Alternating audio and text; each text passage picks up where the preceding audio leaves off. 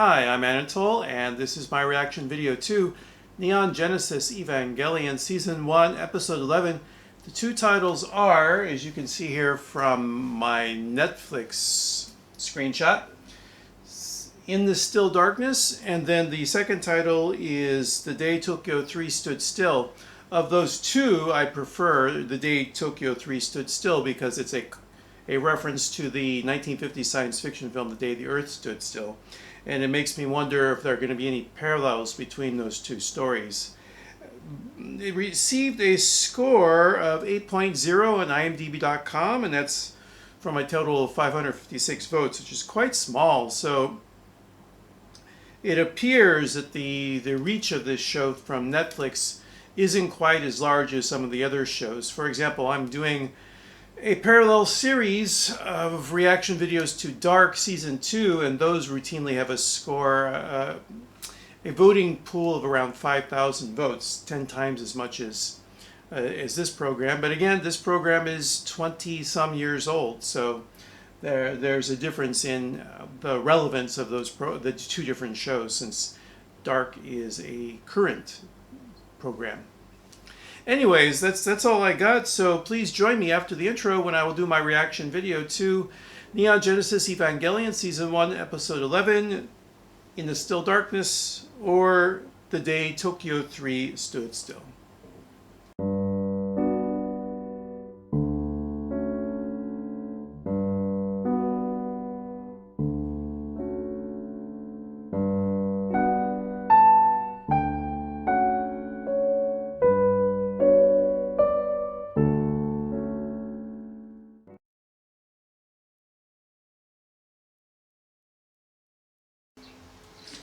Who is this hippie? Oh, interesting. We're getting a little politics here. Yeah, right. Corruption is the true science of politics, huh?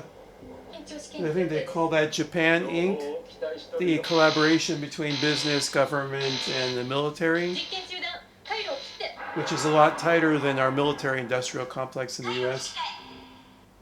Okay, where's this episode going? I'm very curious. Power outage episode? We get the old elevator, trapped in the elevator trope.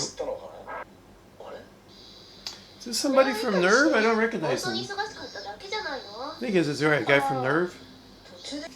Yeah, of course. Asuka's not going to deal with any of your damn electrical outages. Unless it's sabotage. So that would be the downfall, having a traitor inside and then an attack by an angel at the same time. So these attacks by angels are kind of like Monster of the Week episodes. What is his thing? What is Shinji's thing? Manual labor? You're just the muscle. Shut up.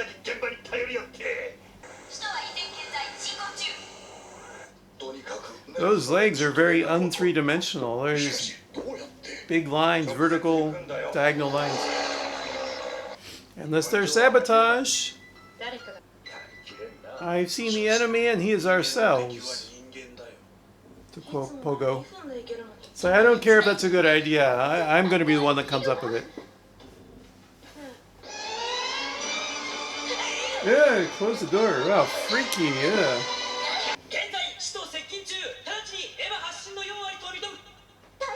Who is this guy? I'm completely shut down emotionally, that's all.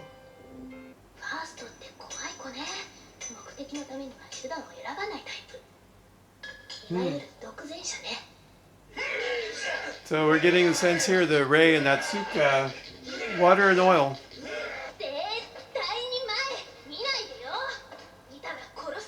This movement is really weird. They're gliding across. It is a really freaky looking angel. You're gliding, gliding, gliding, gliding. Oh, we're gliding.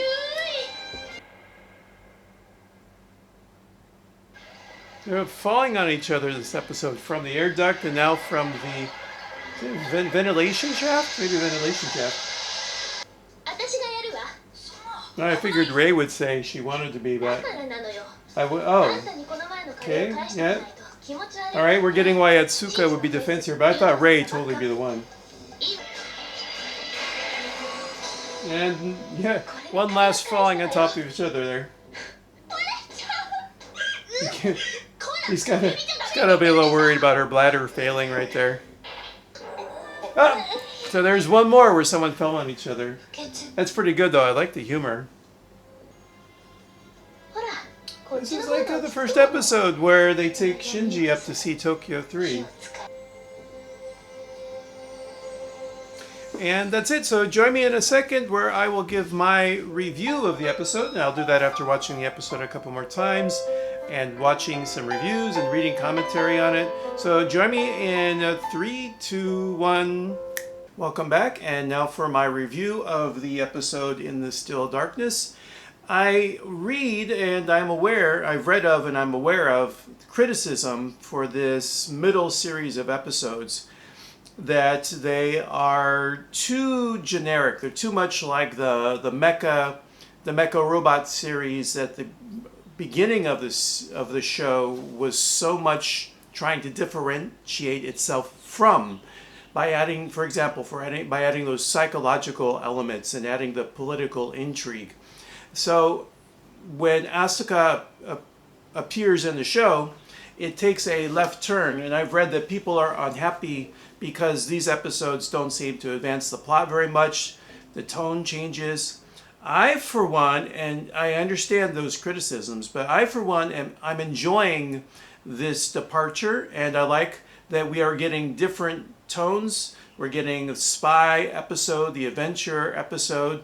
We're getting the character development episode. And for me, although I do prefer the current state of serialized narrative in television, I do miss the pace that a longer season of television afforded the show. A 24 or 20 episode season affords a show a little more leeway to have moments for character development or to have a bottle episode. Now, I think in general the shorter season is better for television. But one thing that I think that is not so good is that the room that we had to see a large secondary cast and spend time with them has shrunk. And anytime you see a secondary character in current serialized narrative television, they are only there to support the main character or to give plot exposition. They're very rarely there just because the writer likes them and feels that they add something unique to the show.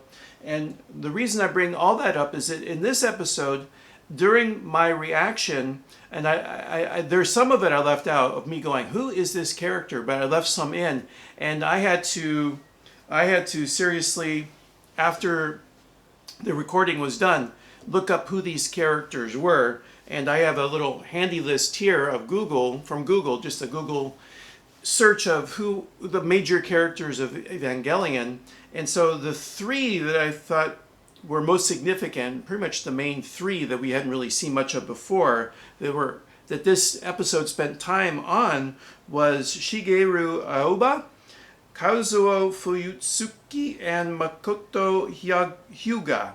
And two of those guys are tech people that we've seen in the background. And they're given a little more development here. So we learned that Shigeru likes to play the guitar. He's the one I called the hippie. And Makoto is the one who drove the car. He was hearing someone running for the council, I think, of Tokyo 3.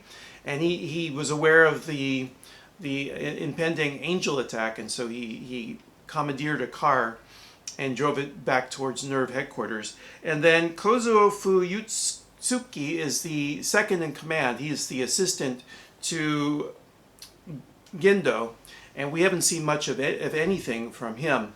And we see him in the subway when the teenagers see him, and he talks to them about how the whole city is run by 3 AI programs, and so it's all really a false democracy. It's more of an autocracy run by, like I had mentioned before, a new version of Japan Inc., and then supported by AI. So the veneer of this utopia, although it was never really presented as utopia, it was more like survivors trying to rebuild civilization. But we see behind it all there is an autocracy, and there is the hint there that maybe the survivors are no better than the angels that are trying to kill them. At least there's a complication to the civilization that they are trying to protect and rebuild, that behind it all there is corruption. And so I appreciated the political aspect that these secondary characters were able to bring, and I like just being able to fill out the general background. Now, one thing I didn't comment to the episode itself, the plot of it, one thing I didn't comment upon while viewing, but I was thinking, was the first time we get to see for the first time the three Evas, all three pilots, working together in unison. And while I was watching, I was puzzled. I thought, is this the first time they're getting together? And I didn't want to say anything because I felt like I must have missed it. But no, that was the first time that they all acted together. And it was nice to see the bonding occur between these three characters. It does make me believe that the plot will at some point divide them. If you're bringing them together before the midpoint of the season, then general interest of tension and ratcheting up conflict means that they're probably going to fall apart. That's the old trope, right? Girl, to talk about like relationships, boy meets girl, boy gets girl, boy and girl break up, and boy and girl come back together again. Now, this is no way a love story between these three characters, although there is romance simmering below the surface, but the fact that there was conflict and still continues to be conflict between Asuka's role within the group and the leadership role that she wants to have and maybe does not deserve, and the need for them to function together as a group on some level.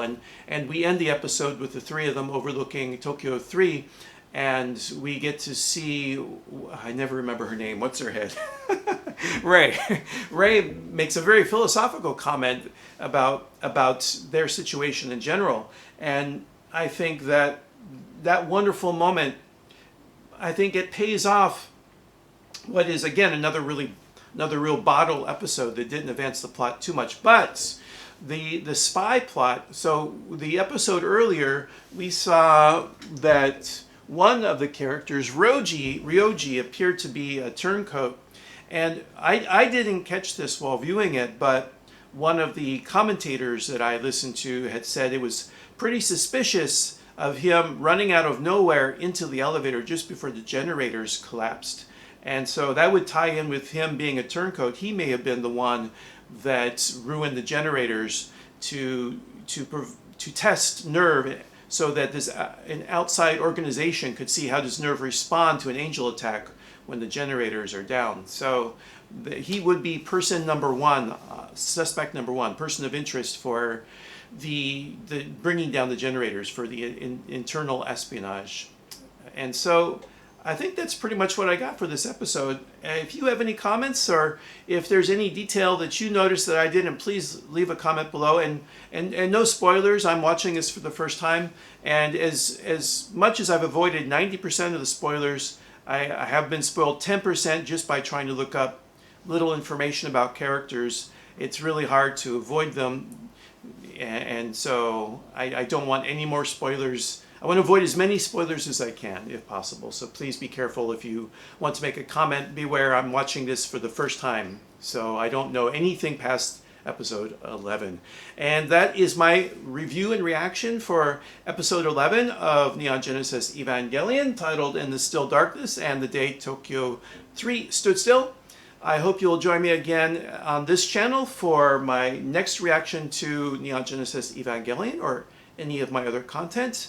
And subscribe if you haven't already. And until next time, take care and be well. Goodbye.